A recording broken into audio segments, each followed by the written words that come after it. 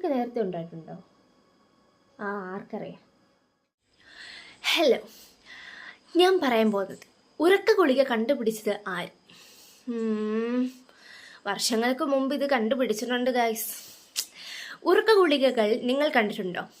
രാത്രിയിൽ എത്ര നേരം കിടന്നിട്ടും ഉറക്കം വരാത്ത സന്ദർഭങ്ങളിൽ ഈ ഗുളിക ഒരെണ്ണം കഴിച്ചാൽ മതി, പെട്ടെന്ന് ഇങ്ങനെ ഉറക്കം വരും അല്ലേ? ഇതേപോലുള്ള ഗുളികകൾ നൂറുകണക്കിന് വർഷങ്ങൾക്ക് മുമ്പേ പ്രാചാരത്തിലുണ്ടായിരുന്നു. അവയെല്ലാം ശക്തി കുറഞ്ഞ ഒരു തരം വിഷമായിരുന്നു. മനുഷ്യനെ ഉറക്കുന്നതിന് പകരം ബോധം കെടുത്തുകയായിരുന്നു അത്തരം ഗുളികകൾ ചെയ്തിരുന്നത്. ശാസ്ത്രീയമായി ഉറക്ക ഗുളിക നിർമ്മിച്ചത് 1903 1903 AG ബെയർ എന്ന ജർമ്മൻ കമ്പനിയിലെ ശാസ്ത്രജ്ഞന്മാരായിരുന്നു ഇതിന് പിന്നിൽ.